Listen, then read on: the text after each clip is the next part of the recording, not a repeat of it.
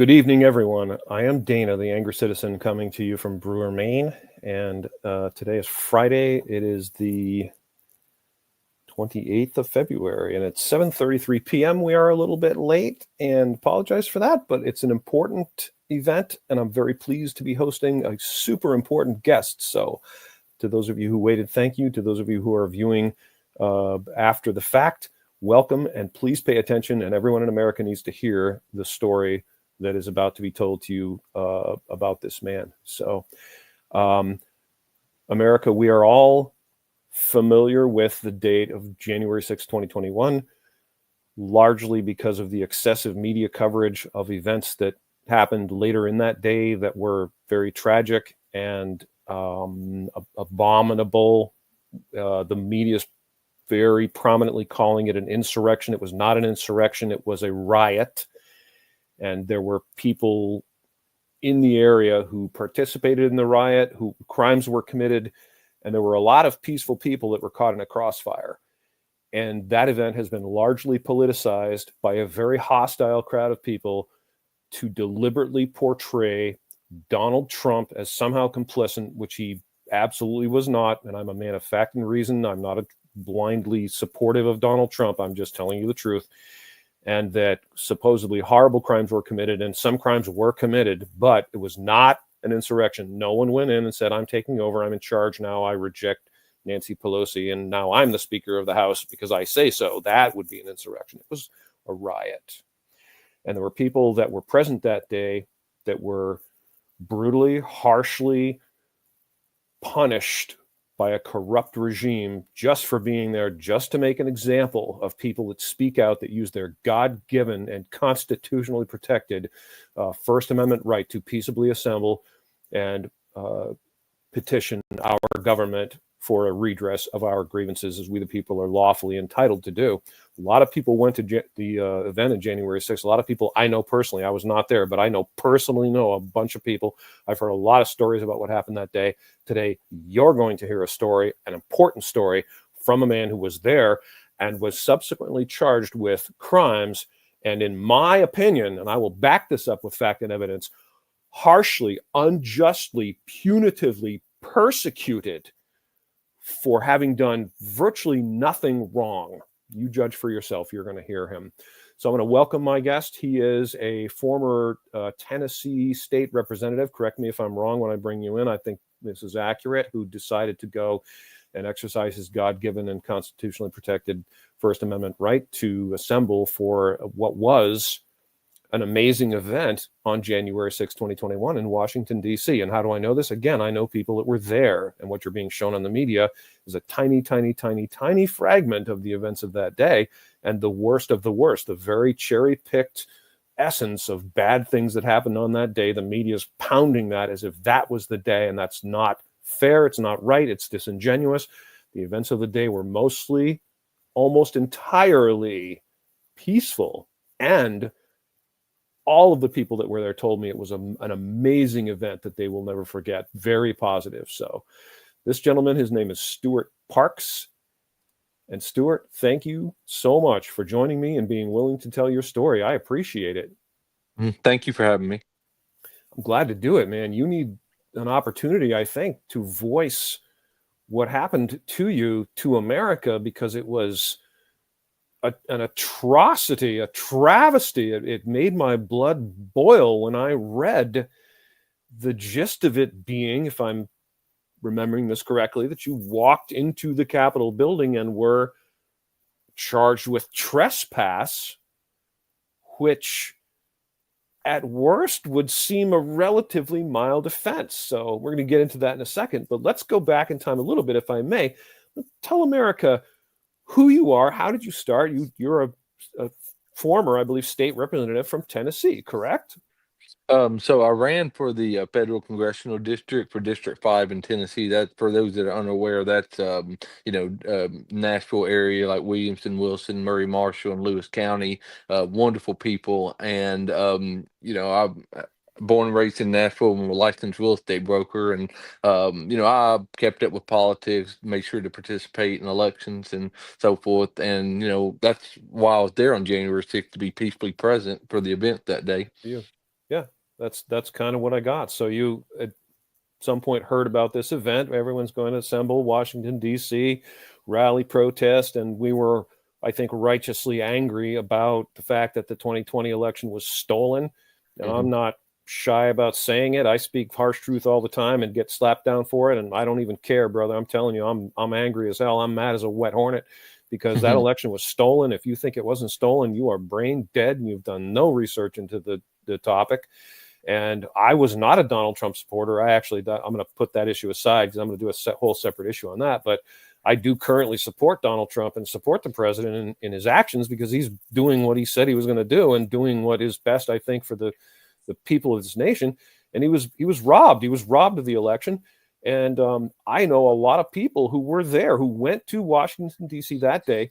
And, we're going to talk about that a little bit because I think, you need to share what you experienced that day from your own perspective with America, because what America sees is the media constantly pounding this narrative that the entire day was all about rioting and violence against police. And that's not how the day started. So tell America, actually, let's put that on hold for one quick second, because I do want to give a shout out, shout out to my sponsor, which is The Flame.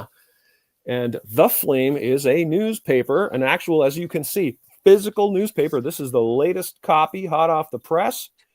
I am deeply, deeply admiring of the ladies that are the co-founders of The Flame, Anna and Nicole. We've done podcasts together, loved them both dearly. They're amazing, hardcore patriots, speaking truth and spreading truth. I've written a few articles for The Flame. Please, America, go to theflameusa.com, theflameusa.com, and subscribe. You can get a digital copy. I think it's still $2.99. Could be wrong, but let's ask our guest, who is one of the co-founders of The Flame, my friend, sister, and ally, Anna Kane. Anna. Hello, Dana. Nice to see you. Hello, Stewart. Hello. Good to see you. Welcome. Thank you. Anna, are you still doing the $2.99? It's actually $1.99 for the digital copy, and then it goes up from there. And the reason we do print is because over 50% of the population is not on social media. Surprise, surprise. And so we continue to do print. We encourage anybody who is wanting to spread truth like wildfire to go to theflameusa.com and not just get one copy, but you can get up to 300 copies to pass out into your communities. And I'm a firm believer that community is where change happens. And The Flame was honored to do an article on Stewart Parks. I have to say that Stewart wrote in while he was in prison, and it was a hard letter to read. Not ever even setting eyes on him or speaking to him, just reading about his story, reading about the situation that is currently happening in the prisons. The conditions are absolutely horrible.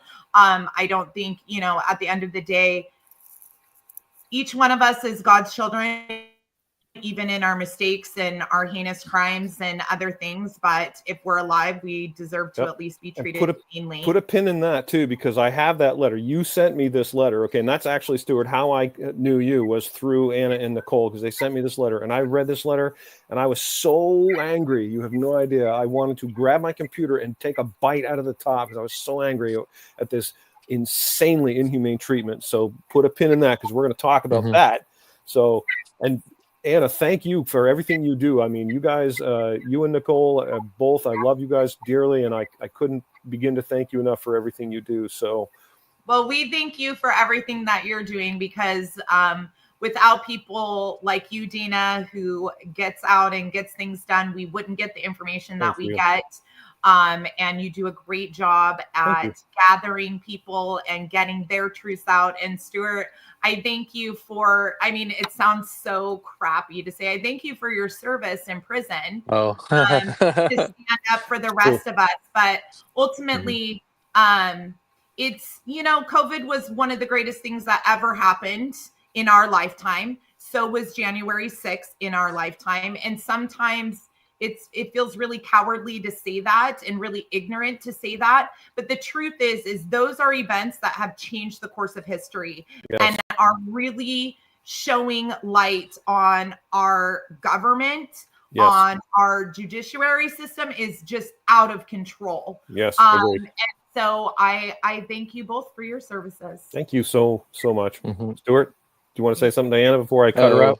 Thank you so much, Miss Anna, for those kind words, and that meant so much to me. Y'all taking my phone calls and the letter.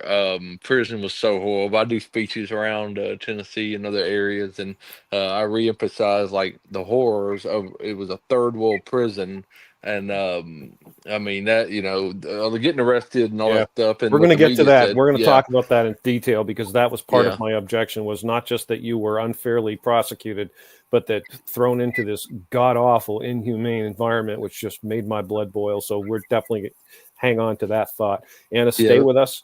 Thank you, Anna. We're going to bring you back in here in a few minutes, because we're going to talk about a few things that I'm going to want your insights on. So, okay. So Stewart, back to where we left off. Now you, like so many people I know, decided, hey, I'm going to head off to Washington, and we're going to go ahead and exercise our God-given and constitutionally protected right to peaceably assemble and petition our government for redress of our grievances. And I know also that you were there, all of you were there, in large part to support Donald Trump. And no matter how I think Americans, no matter how you feel about Donald Trump, you have to honor the right of these people to be there to support their president.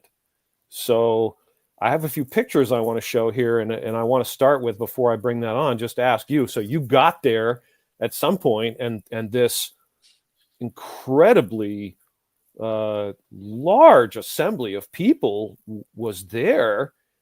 And I am told from everyone I talked to that it was a day of peace and celebration and camaraderie and patriotism. Yes, sir. That's exactly right. I mean, it was a historic crowd, bigger than, I say this in my speeches all the time, bigger than any event, civil rights events, anything I've ever seen in Washington, D.C. And the crowd was overwhelmingly peaceful. Just a lot of confusion from the part of the Capitol Hill police, the actions they took against us, such as, pepper spraying, throwing smoke bombs out in the crowd for no reason at all. And so, like I said, it was a very patriotic, pro-American crowd that was there on January 6th. Yep. And we're going to look at a couple pictures, America. This is really important, because when you see the media, the mainstream media, they're presenting you typically what they're going to show you is they're going to show you repeated loops of video of the violent incidents occurring at the Capitol building, as if that's the whole day. Well, I'm going back to the beginning of the day, long before anything at the Capitol was occurring. And this is what was going on. And the media representing this has said their estimates of the numbers, because they don't want you to think that there were too many people all on board, because if enough of us constitutional Americans all get on board, their little house of cards starts shaking. So they want to tell you it wasn't that big a deal. And they're estimating the numbers in like the hundreds of thousands, maybe at most 500,000. There were at least 1.5 million people there that day, America. And 1.5 million people all got together peacefully. There were no violent incidents. None. Zero until the riot at the Capitol. And I'm telling you right now, America, and you believe me or not as you wish. If you don't believe me, it's because you haven't done any research. There were provocateurs. There were people deliberately sent there to provoke violence, because that is the nefarious, excuse my French, bullshit that our government foists upon us. And if you don't believe it, again, it's because you've done no research. So my friends and this man who I've just met, whom I'm now going to call my friend Stewart Parks, all assembled, and they spent the day peacefully protesting. Is that correct? Yes, sir. That's correct. So at some point late in the day, there ends up being the Capitol incident, which is now being called an insurrection. And make no mistake, America was not an insurrection. It was a riot. And you at some point went into the Capitol building. So take us there. Yes, sir. So, some point, I forget the exact, around 1, 2 o'clock, that afternoon, the Capitol Hill police, the decision makers, decided to withhold security measures and lead us to believe that we can go closer to the building. You can look at my court documents. I think I went to 5, 6, 7 lines of police officers just to get to the building, and then doors opened for me, and I walked in and was almost immediately greeted by Capitol Hill police inside the Capitol, and they made statements such as, "We're with you, we hear you, we understand you." Very friendly. Never once told me to get out. They never once said I was breaking a law, they were going to arrest me. Never threatened me a single time I was in the United States Capitol. And I think the court document said for around 40 minutes I was inside the Capitol. So, again, peacefully present, and we were with the Capitol Hill police. People were taking selfies with them. They never once scolded us or told us to get out. And then once the National Guard came, they made it clear that we needed to vacate the building, which we willingly and peacefully complied. And that's when I left the building, and then just went back to the airport to go home. Okay. And so in my world, you have done nothing wrong there, and certainly nothing that would equate to a harsh prison sentence. At some point, the FBI shows up in your life, yes? Yes, sir. The counterterrorism unit of the FBI that needs to be Counterterrorism. realized, because it's not, the insurance fraud Mhm. division. It So was let's get this straight. counterterrorism. So you walked into the state's capitol, walked around, left when told, and the counterterrorism shows up. That because they viewed that as terribly dangerous. That Yes, is sir. It was outrageous. yeah. I mean, they viewed us as like public enemy number one, like we needed to be. Yeah. Outrageous. This is the most flagrant exercise and demonstration of flagrant fascism and tyranny that you would be harassed like this by government agents for having done nothing more than walked into the damn building. Absurd, ludicrous. So they raided your home? It was a real estate project that I was working on as a house that I'd purchased in Okay. Columbia, Tennessee, and they raided it. Because they anticipated a large contingent of armed terrorists there because you would have entered a building. This is insane. America, if you don't see how insane this is, if you don't see what's happening here right in front of your very eyes, okay, this man, all he did was walk in the building. He walked around. He was told to leave. He walked out the door. And all of a sudden, the FBI, our tax dollars, are paying for these agents to swoop in Gestapo style. It's insane. It makes my blood boil. Okay, so you are arrested and charged with trespassing. Is that right? Yes, sir. It was trespassing in the Capitol, trespassing on restricted grounds. It was like parading, protesting on Capitol grounds and restricted grounds. And then I picked up a metal detector wand in a joking manner, and they got me for theft of government property. So I had, I think, originally 7 charges, and they took off the violent entry because even in like the wildest lies told, they wouldn't be able to get me on those because I peacefully walked Violent in. entry. Yeah, so I ended up being stuck with 5 charges. Okay, so the fact that you were originally charged or that anyone contended that you had made a violent entry is abhorrent Yeah. and ludicrous and really pisses me off. The whoever did that should be fired. Like whoever said this is something I'm going to throw at this guy. Okay, you do not deserve to work in that field. And if it's a government employee, you're fired. And we're all hearing about government employees being fired. I'm sorry, I don't want to see people lose their job, but some people need to lose their jobs. That's the naked truth, folks. Truth is the sword of God. So charged with trespass and these other charges and thrown into jail originally, and you were able to obtain bail. Is that correct? Yes, I was released on my own bond because miraculously they deemed I was nonviolent and not a threat. So I was released on my own bond same Miracle. day. Miracle. Okay. So eventually you were in fact convicted and sent to a federal prison. Yes, sir, that is correct. I was found guilty of all 5 of my false charges and sentenced to 8 months. in a federal prison with a year of supervised release. And the court trial was just an absolute disaster. Had to waive my right to a jury because the jury was extremely prejudiced and biased. And even having an Obama appointed judge who we thought he would be an unemotional legal expert ended up being an activist judge and found me guilty on all 5 charges. Outrageous. I don't understand how this can happen right in front of us, right in front of God and everyone. This atrocity happens. It's punitive, it's vindictive, it's the hand of tyranny coming down and punching you and saying, how dare you support Donald Trump? How dare you object to the results of the 2020 election? How dare you? And they made an example of you, my friend. This is true, but I'm stating that this is my conclusion. Dana the Angry Citizen telling you, America, that's what's going on. And if you don't have this man's back, you're next. His rights are mine and mine are his. And if it can be done to him, it can be done to me. And I will not have it, period. So, all right. So you wrote a letter to my friends, Anna and Nicole from The Flame. And Anna, I'm going to bring you back in here. So if you're there, get ready. I'm here. And they shared this letter with me. And I'm telling you, when I heard the letter about how you were being treated in prison, it just made my blood boil. I was so angry that it's not even like if we all could agree on the concept that prison should be unpleasant, which many people do. I don't necessarily agree with that, but the question is, shouldn't it at least be somehow aligned with the offense? Was your offense so egregious? Were you threatening to kill people? Were you running around with a chainsaw trying to chop up Girl Scouts? Because maybe then I could think that you should be treated the way you were treated.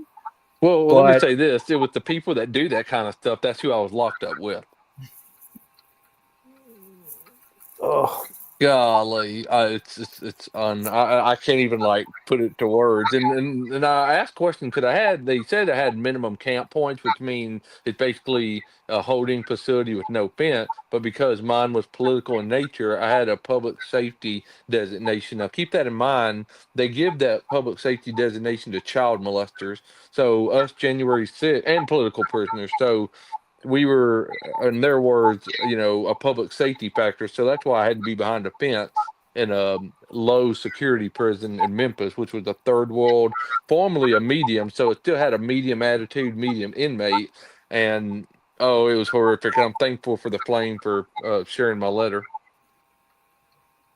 It blows my mind while I'm in the back and I'm listening to you guys talk about a counterterrorism task unit coming to your house, ripping you out of your house, tearing it apart, to then book you, to then turn around and release you because you're not a safety hazard, to then turn around and put you in prison because you went to a building that your tax dollars pays for. I think when I think about the common sense of things and we take everything out of it, the reality is that over 1 million people gathered at a building that they paid for, that then doors were open for them to go into, that at some point, this is one thing that I think has not been highlighted, but I continue to hear, is that there was so many people that once the motion of everybody moving forward happened, it was like you were kind of stuck. Like you were kind of stuck in the motion that everybody was going. Which, if anybody's been to a concert, I've been down in the pit in a concert, and you're forced to move in the same direction as everybody else. And so I think that, I mean, I'm not saying that that's what happened with you, Stewart, but I do feel that people aren't talking about that. And I think that it holds a lot of weight because people collectively gathered and collectively things happened. And a lot of those people, you couldn't just leave. I know people who went up to the 4th floor to use the bathroom because they'd been in the building before and worked on the 4th floor because they had not used the bathroom all day because they couldn't even get out of the crowd to go to a bathroom. There is that. Yeah. Not that it's of any importance. I just it is. It's a very valid point. Here in Maine right now, we are facing a protest that's going to be has been organized for tomorrow, and I've been asking a few questions about this, like who's organizing it and who's coordinating with Capitol Police. We need to be vigilant. We need to be careful. We need to ask questions, and we need to demand accountability from our own people, especially because as your Christian Bible says, you will know them by their fruits. Mm-hmm. Right? You put up and you show up, or you don't. So you are now officially pardoned by President Trump. Is that correct? Yes, sir. Got a full pardon. Mm-hmm. For walking into a federal building. Well, that's good. I'm going to rest easy tonight knowing that there are people like you around that will walk into a federal building and walk around. Did you pick up a brochure while you were there?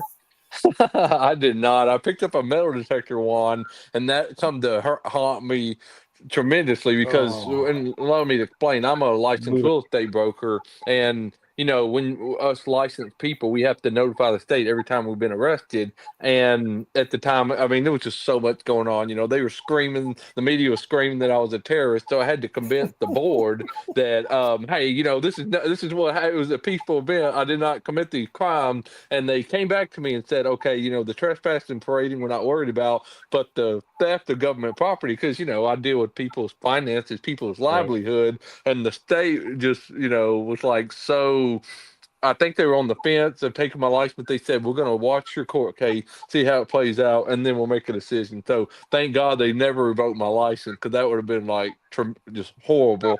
I mean, that would have been a huge blow to my my life and job and profession. But and like what Miss Anna said earlier, though, about people being swept in, I've read several criminal affidavits and documents about my fellow January 6 heroes that, yes, they were swept in by the crowd's momentum. And I mean, that's a very real thing. I'm being truthfully honest. I was on the front lines. I was led to believe I could go in. And of course, like any other, sane person, I walked in the door, didn't tear up anything, and then walked out when the National Guard told me to. Stewart, I want to thank you for your transparency. Because one thing I've met a few people that didn't make very good decisions that day. And, I'm a firm believer, everybody talks about all of the riots that we had been seeing years before and buildings being burned down and all of these things. And I'm all for a peaceful protest. Like I said, that's your building. That's my building. That's our building at the end of the day. And yet there are times that, we made a decision, and regardless whether our intent was good or bad, obviously picking up that metal detector, your intent wasn't bad. You're in the moment. It's funny and whatever, you set it down, but there was consequences to that. Yeah. You're exactly right. I do thank you for that transparency, because it's honesty like that that's actually, I think, going to shift the mindsets of the people that are just 100% against every J6er. They're all acting like it was peaceful, and there was a couple incidences that happened that are on camera. You cannot deny them. And so when we continue to push out, absolutely not, nobody did anything wrong, a couple people did, but it's their story, and it's for them to fess up to. And so I appreciate you being honest. Like, no, I actually wasn't swept in. However, you still had the right to be there, and it's not okay. Mm-hmm. Yeah, and I thank you for saying that too, because I saw this with the public. Because you're right, theft. I mean, I'm against theft. I hate robbery, all that stuff. I'm not a thief, never would steal anything. And I picked up the metal detector wand in a facetious, just clowning around with my friend, and then set it back in the general area. Now, this is what, again, helped my case with the court of public opinion, if you will. The government in my trial was doing deceptive edits, like the media showed me reach for the wand and they froze it right then, and that was like Yes, all over the media and everything else. Well, the government wouldn't release the footage back to myself and the of course. public of me setting it back down, so that got a lot of people nervous, and got a lot of people raising questions like, okay, like this guy, he has integrity and he's saying he put it back down. And then another thing, I flew back to Nashville where I live, and that metal detector wand, if I truly stole it, Yeah, the where is yeah, exactly. The TSA Yeah, security would have stopped me, like it's going on the ludicrous. plane, and there was footage of me leaving the Capitol, and journalists taking photos of me, and I didn't have it in my possession then. So yeah, exactly like what Miss Anna's saying, it's important to be honest and truthful and transparent with this, Yep. because it'll expose the other side, when they're trying to be shady. So again, I appreciate y'all saying that. Well, one of the most Well earned. one of the biggest things that I saw was, and I don't know the names, I should, was, the window getting broken and the chair going out the window. And really the whole story is that, and a person literally being charged with stealing the chair because she helped bring it out the window. But the full story was they were trying to get out of the building. And like I said, once everything was in one motion, there was no way getting out, right? So Yeah. it's not that person was trying to steal the chair. It wasn't that person's, busting the window because they're being violent. They're literally pushed into a place where that's the only way out. And so I think it's important to talk about those things. Well, you're exactly right. You can look at all my media interviews. My co-defendant, who was beside me the whole entire time, he and I, would almost mirror each other, our actions, and we were rare. We were rare in that we were tried as co-defendant because everybody else was tried individually, and they upgraded him from misdemeanor to felony assault of an officer. And I'm like, oh my God, like I was beside him the whole entire time, that he did nothing that would warrant. And those felony assault, those are serious. I think they carry like 5-year prison sentence. So that's a long time. So he did the wise thing and pled guilty. And so that's why his sentence, he only got 3 months for like trespassing or parading, something, minor federal misdemeanor. But I look at his case and look at all these people. When you talk to these January 6th, even the people I was in prison with, Joe Thomas and Kelly Megg, Kelly Megg was sentenced to like 15 years in prison for doing the same thing I did.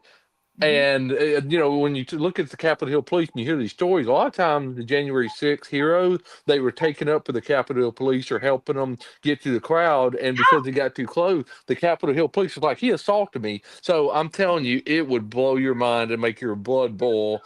Just, what happened to me was evil, but there's way worse cases innocent people, way worse cases than mine that, definitely need to be highlighted. The people I was in prison with for January 6th, they, again, did way less than me or did the same thing I did, and they got years in prison. So it's horrific. It was really punitive. is. Okay, the whole thing, this is absolutely, I stand on fact and truth and evidence. It was a punitive, tyrannical stomp on you because we don't like your political position. And we're going to punish you, and we're going to make a conspicuous example out of you to show everyone what happens to you if you dare to stand on your candidate and this issue and show up to peaceably enjoy your God-given and constitutionally protected First Amendment right to peaceably assemble and petition our government for a redress of grievances. They sent agitators into the crowd. I know this. I have talked to several people, including my good friend Clyde Cleveland, the author of Common Sense Revisited, who was there, who described to me specifically seeing van loads of guys with their red MAGA hats and their hoodies pull up in vans, unload, and immediately everyone in the crowd starts getting very agitated, and people are loud voices and shouting, and how dare they do this to us, and we're going to show them, and you don't rule us, Trump is our boss, and all sorts of really belligerent shouting and actions that weren't there previously. The whole energy of the day was peaceful until that started happening. And that is when things went south. And that's because it was rigged. And I'm telling you that, America, if you don't know, you haven't looked into it. Off of that? And they took people like Stewart and they lured him in. He was entrapped. He was stripped of his God-given and constitutionally protected rights. Innocent until proven guilty.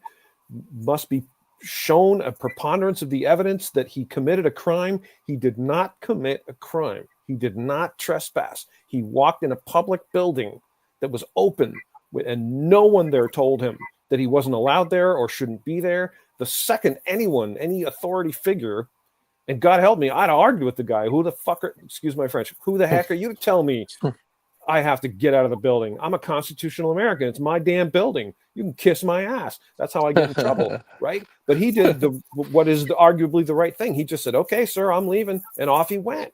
And somehow the FBI shows up and raids him and like he's some armed terrorist. It's bullshit, and it makes me angry, and everyone in America should be angry. It shouldn't matter whether you love or hate Donald Trump.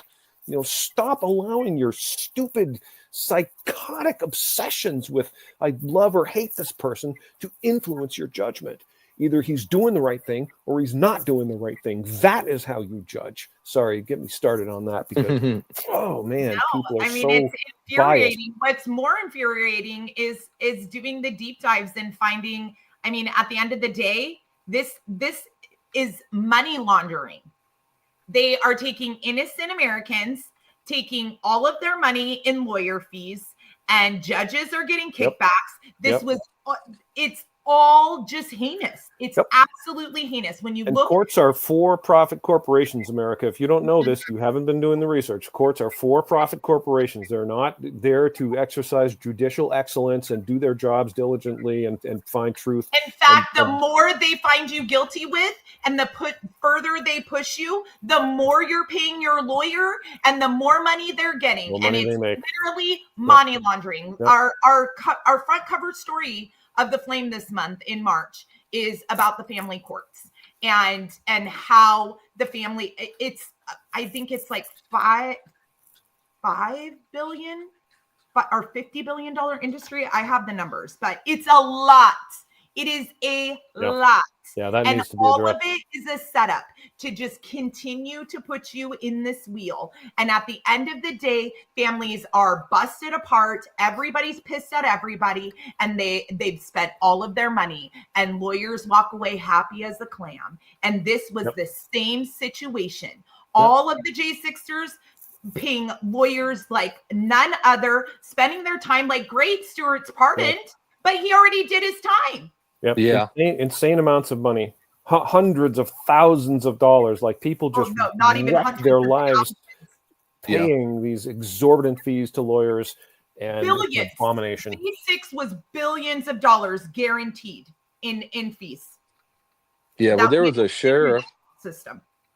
Yeah, there was a sheriff in my region, Middle Tennessee. He and his wife, he did nothing wrong. The cops accused him of felony assault, and he got sentenced like a long time, like several years. And what breaks my heart while y'all are talking, his story comes to mind because they had like a brand new home built in 2020, and they had to like sell their house just to pay the private attorney fees. And then I think at the end of the day, they ended up having to do a public court appointed attorney because they just ran out of money, which is very common in these January 6 cases. And I mean, I'm telling you, and the courts are rigged, so you're paying all this money just to be found guilty because you don't have a chance. The jury pool is rigged. They're prejudiced. They're mad. They hate Trump, and then these Obama-appointed Trump judges. Really, even the Republican president that appointed judges, they didn't do any better. I think the only January 6 heroes. Yeah. Like the only January 6th heroes that beat the charges, I think were like one or two, and they had a Trump appointed judge. I think Judgment Fallen, but I mean, it was just a miracle they got found guilty. I think they had a bench trial, but for the rest of us, I mean, it was an ugly, ugly story. There wasn't a single jury case that was presented before a jury that the January 6th defendant won.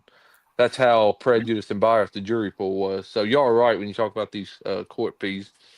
Oh, Yep. It's 50 billion. 50 billion that family court makes a year.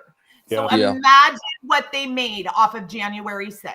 I've gone through this a lot with people regarding our corrupt court system, and it's a huge obstacle, and sometimes it's discouraging to the point where people want to give up. What do we even do? Like the corrupt, courts are so corrupt. Well, we can't give up, America. We got to keep forging ahead and hold them accountable. Like every single time we hold one of these sons of bitches accountable, it gives us credibility. It gives us momentum. We all keep pushing. You get behind a guy like Stewart Parks. Doesn't matter if you like him or not. He's very likable, but even if he wasn't likable, I'd still be supporting him because, like I said, his rights are mine. Got a good accent. Oh, thank you. So Stewart, you are currently a free man and back in Tennessee. Yes, sir. And doing interviews. And I thank you for coming on here and doing this interview. And I'm really hoping that we can get this out to everyone in America, because I think everyone needs to hear your story and needs to hear that, this thing had happened to you and needs to be angry about it. And we need to want the truth of things. If, no matter how much you hate Donald Trump, you can't possibly get behind what happened to people like Stewart Parks. It just is. It's an abomination. It's atrocious. It's vile. It's evil. It's the hand of tyranny, and I hate it, and I'm angry about it, and I want it to stop. And I want every person involved. I want that judge impeached. I want his ass impeached, because that's what he deserves for what was done to you. It's insane. You walked into a building. You were told to leave. You left. 8 months in federal prison? Come on, America. We deserve better. And if you don't see that his rights are yours, if it can happen to him, it can happen to you. And you have to get behind him and say, no, hell no, I'm not going to say this is okay. And I'm going to fight it on every level I can. We all owe it to each other to do that. So, all right, end of tirade.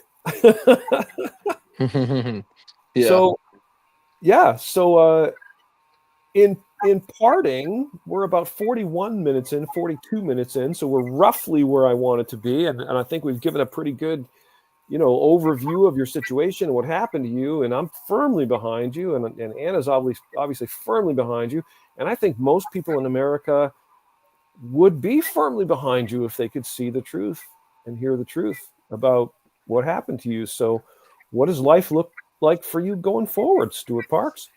Well, I'm glad you asked that. So I was recently notified by my appeal attorney that the appeal case that we had going, that we had filed, it's now been declared moot. Like we've been, it's been formally withdrawn because there's no need to keep fighting because, everything's been wiped away. But I do want to clarify this, and we all know this, we're all on the same page, but it's interesting, and I'm thankful. I love Trump. I'm so thankful for the pardon. I accepted it. When you look at the pardon, it uses languages such as, forgiveness, and there's even some legal thought and chatter out there of it's an admission of guilt. And I just want to go on record as saying I have never admitted guilt. Good. I've never said, I never apologized, even when I was before my sentencing, which you see on TV, the court cases, the defendant will usually issue an apology and all this stuff and show remorse. Well, I showed no signs of remorse. I just said, all I did was I said to the judge, for the purpose of my appeal, I will not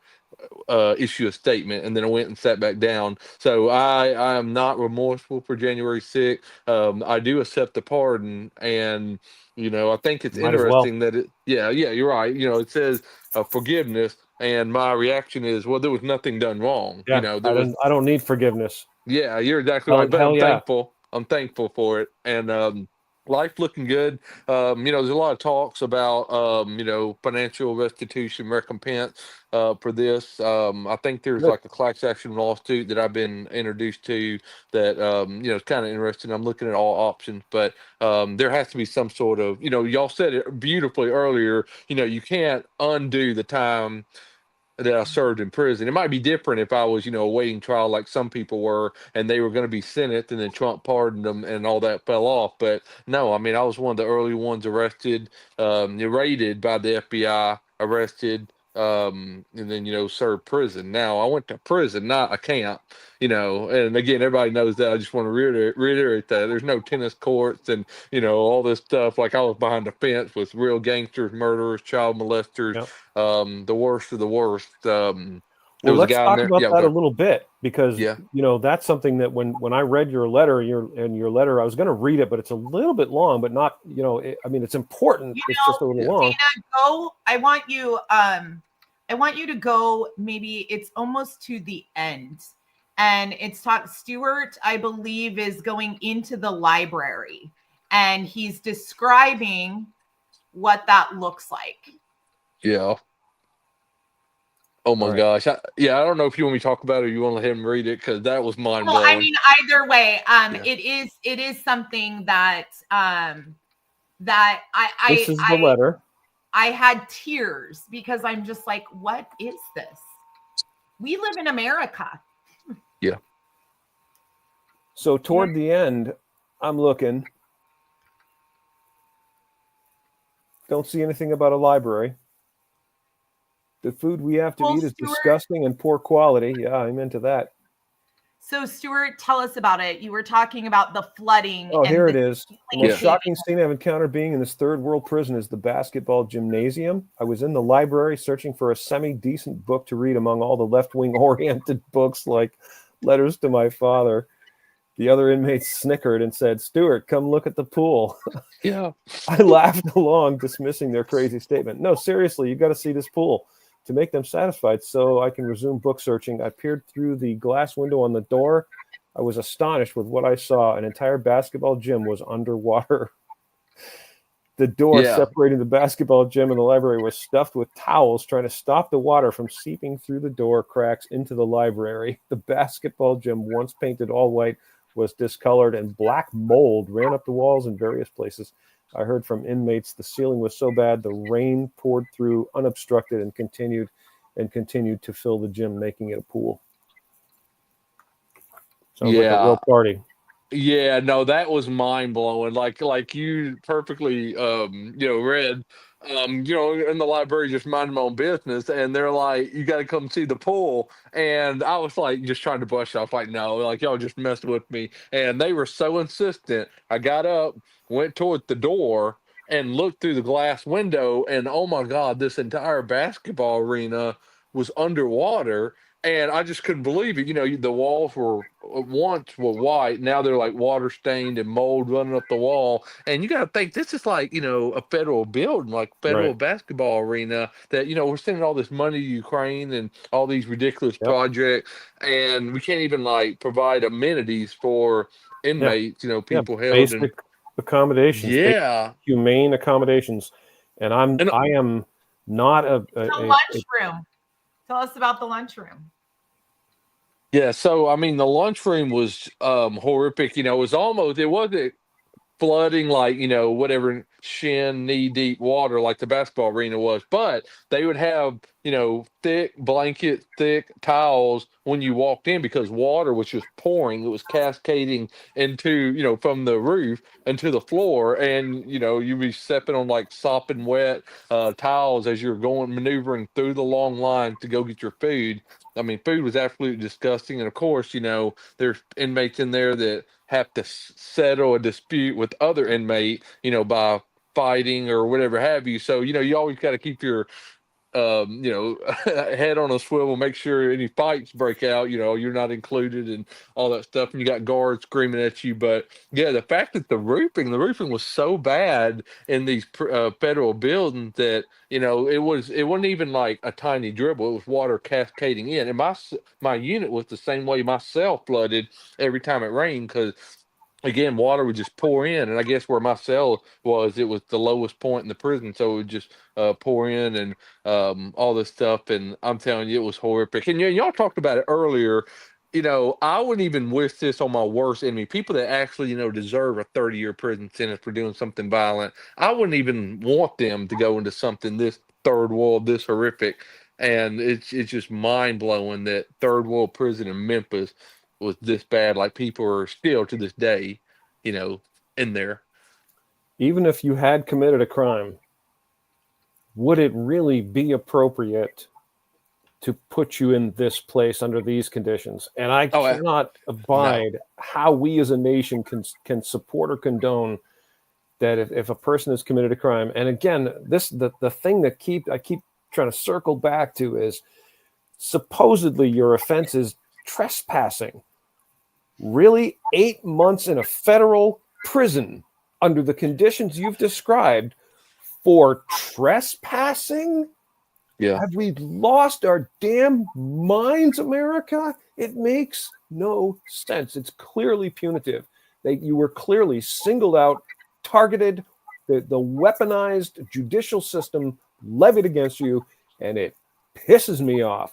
So, and that's why I'm here right now, and that's why I brought you on. That's why I see it. Because that is my opinion, and by God, it's based on fact and reason. No rational person could deny that that's what happened to you. That it's wildly disproportionate, the amount of resources and attention and punitive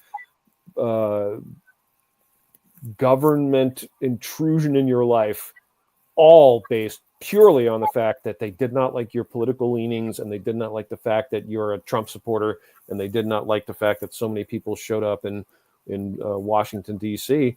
and showed them the true will of the people. That's what happened. Yep. I can't.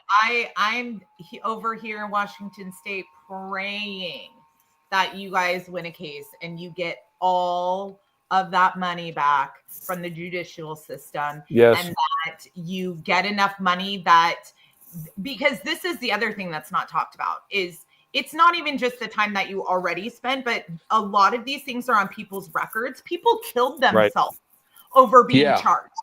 Oh, you're exactly right. And these things are on people's records. So them just going out and getting a job, it's not, they lost everything, went to jail, then get out. I mean, I know several people who are living with family members trying to figure something out. They can't find work because regardless of whether wildly it's disproportionate. The punishment and the I hope you get all the money possible to live a comfortable life for the rest of your life. I agree. Me too. Yeah, well, thank you for saying that. And let's talk about this. So, yes, we got the full pardon. Yes, we're thankful. It's a huge burden, but you still have if you look up my name and anybody else involved in January 6th, I mean, it still says the fake news media, they haven't taken down the hit pieces and all the ugliness they wrote about us. And since I've been arrested, since I've been let out of prison, I've been out of the country twice.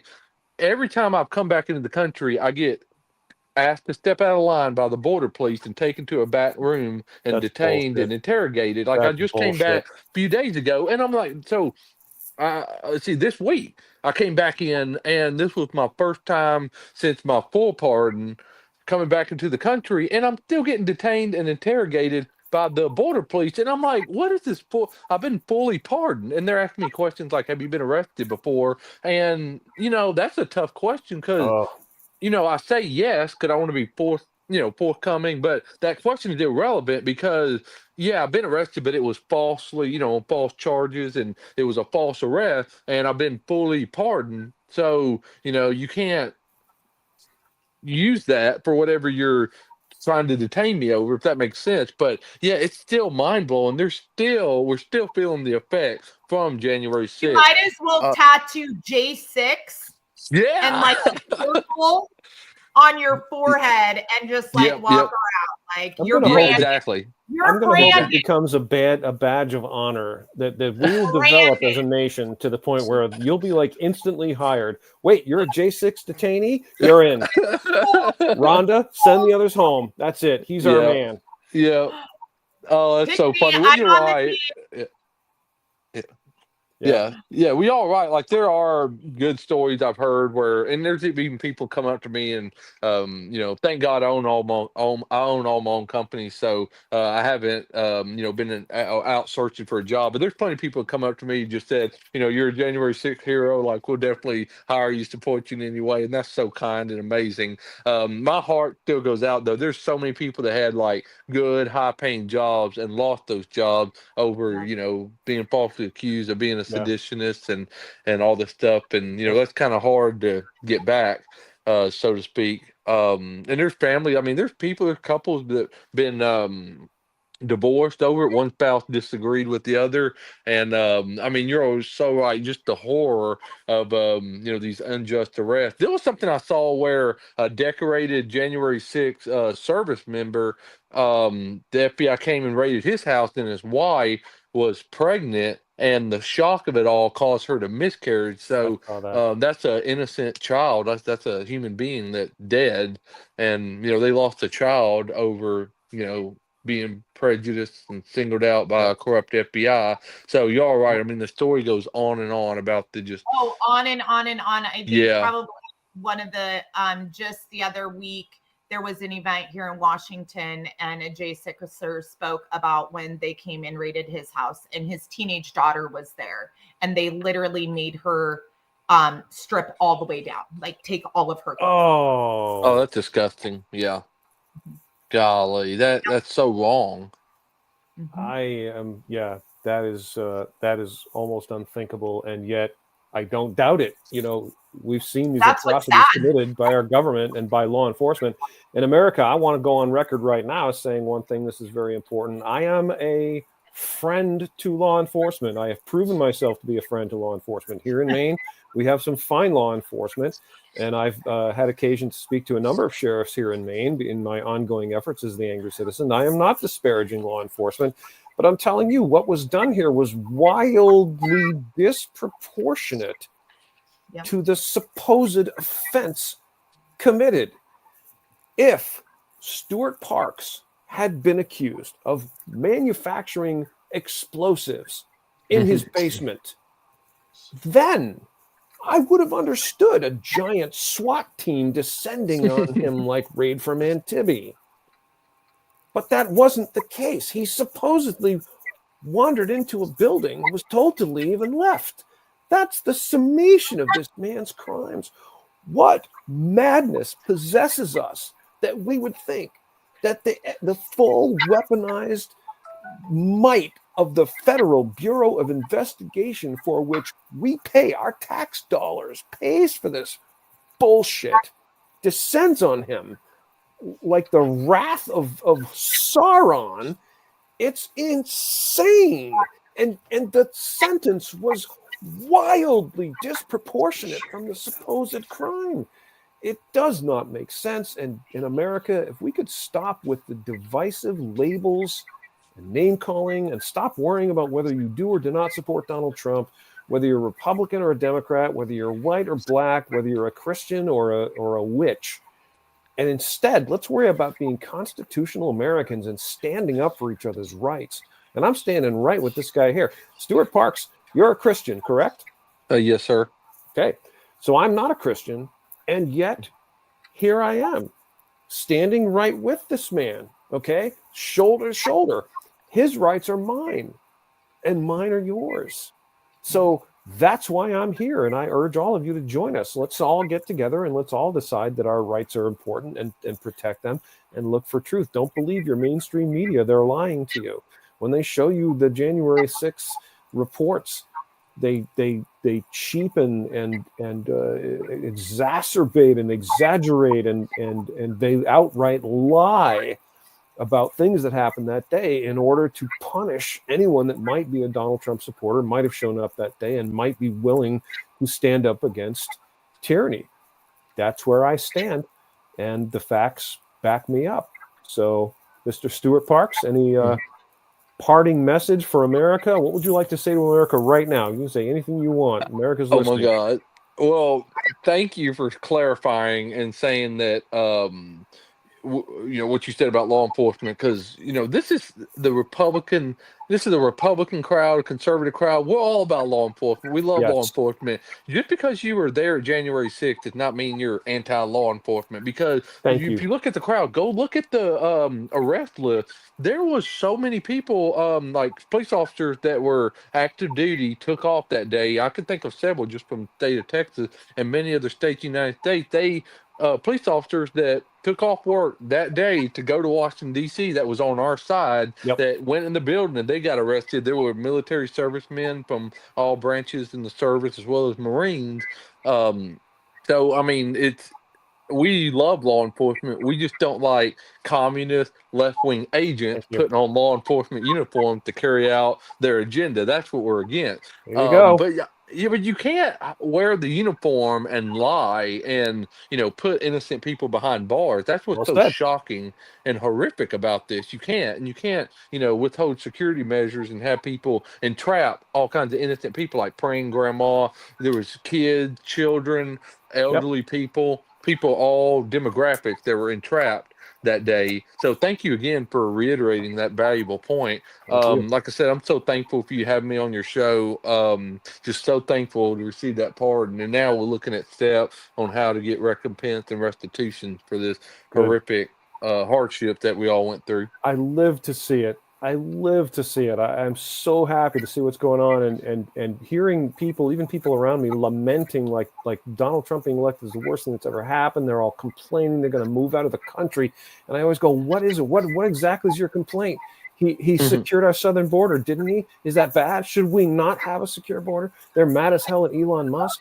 Elon Musk, no one elected him. Yeah, we're not saying anyone elected him. He was appointed by the president as the head of the Department of Government Efficiency to root out and destroy government waste, fraud, and corruption. Why is this bad? Do you object to that? Do you like fraud, waste, and corruption in the government? Is it really important to you to stop them? You keep saying you're going to stand up to them. We should stand up to them. And what does that mean? We're going to oppose their efforts to account for our tax dollars?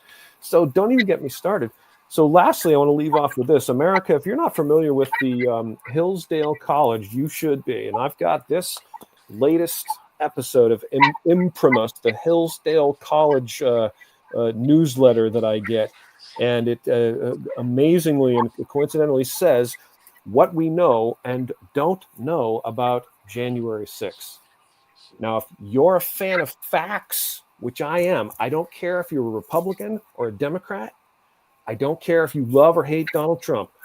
Don't care. Okay. Don't care if you identify as a man or a woman. I don't care. Mm-hmm. What I care about is the truth. Well, here's the truth. As long as it's a man and a woman. A well-documented account of the events of January 6th and the follow-up. This, again, is Hillsdale College. You can subscribe to this. I strongly recommend that you do. There's a lot here, so I can't read the whole thing. But some of the really, really important points. This is a long article, so you can, but one of the points here, the House Republican report also found that police officers were undertrained and ill-equipped to protect the Capitol complex. One officer testified to investigators that he went into the fight with nothing but his USCP-issued baseball cap. Okay.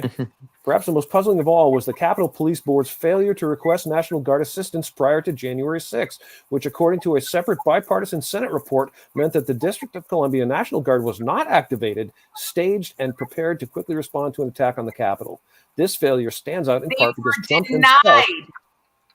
This failure stands out in part because Trump himself, in the days leading up to January 6th, was adamant that 10,000 National Guard troops be deployed ahead of that day, a fact Cheney concealed by hiding an interview transcript produced by the Select Committee. Trump's request for troops was not only ignored by Pelosi and Bowser, it also met with resistance at the Pentagon, which delayed the deployment of the National Guard and then covered it up. America, this is the truth. Okay, you believe what you want, but the truth is here, and the truth is the sword of God. All right. Folks, this has been awesome, and I appreciate both of you very much. Stewart, thanks for joining me and telling America what happened to you. I appreciate it. Anna, as always, thank you for your support and your hard work on The Flame. And folks, again, I urge you to go to The Flame USA, and you Sorry, took myself out. Subscribe. It's cheap and easy. God bless you all, and God bless America. And let's all be determined to find out the truth of all things and make our decisions accordingly. I am Dana, the Angry Citizen, and thank you all for your support and your viewership. Please spread this and let everyone in America see this man, see Stewart Parks, know what happened to him, and let's demand accountability and justice for him. God bless you all. Angry Citizen out.